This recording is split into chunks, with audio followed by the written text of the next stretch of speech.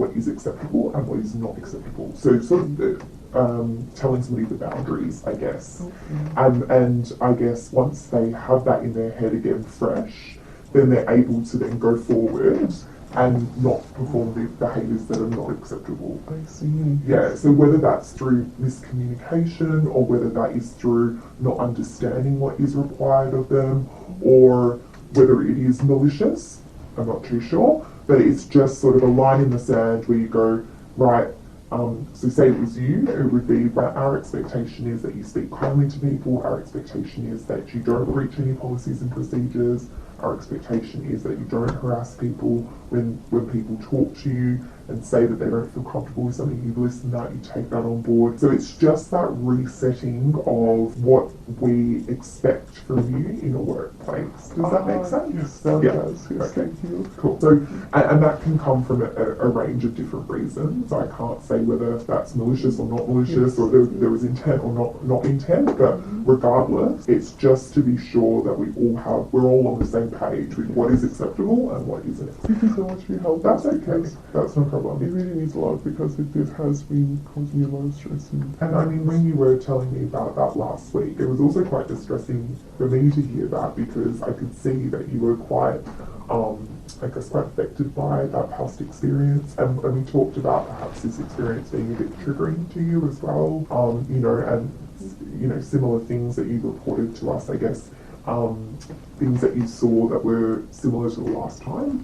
And yeah, so I mean, we did speak about last week about the employee assistance program. I know that you were a little hesitant to maybe access that, but just flagging with you again that you're able to access that at any time. It's completely confidential. We really don't find out who's accessed it, how many times, or anything like that. So it's a great service, and as I was saying to you, sometimes you do get a bit of a bad experience or not such a positive experience with counsellors or with doctors or all sorts of things in life, isn't it? And sometimes it's about giving it that second go or another go to find somebody who really resonates with you and who you're able to feel comfortable to chat with. Because I think that could be really beneficial to you. I could see that you were still quite traumatised by that, and that really got me, I was upset for you because I feel for you. I think that's a really awful thing to have gone through and not being supported by your workplace.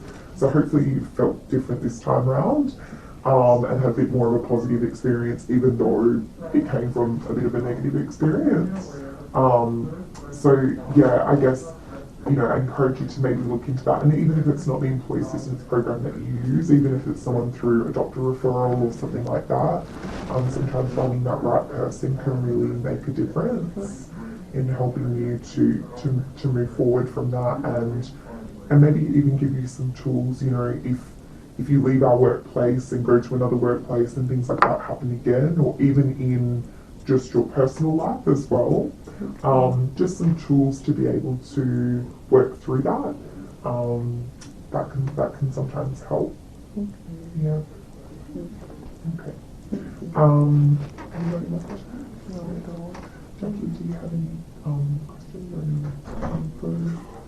no, it was just feedback from a staff member that you went up to them and said on like a Teletubby. A Teletubby?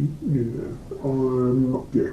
That's all. That's not appropriate either. And it's just, if you did, you just really need to just be careful with what you say to people as well. Okay. Okay. Any other questions? No. And in terms of, I am allowed to, if and it does so close again, say to her, please keep your distance. Is that okay, or am I not allowed to say, please keep your distance? I think there would be, you need to treat Anna like you would any other employee. Okay? So no different. She's still your workplace colleague, and so if you were to be standing this close to somebody and be okay with that, then you have to be okay with standing that close to Anna as well. So I think, you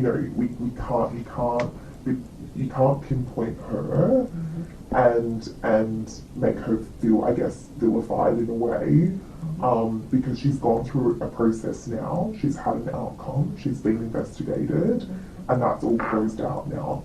So your professional working relationship can't be impacted going forward. So if there are rules in place within the department of social distancing, I'm not too sure.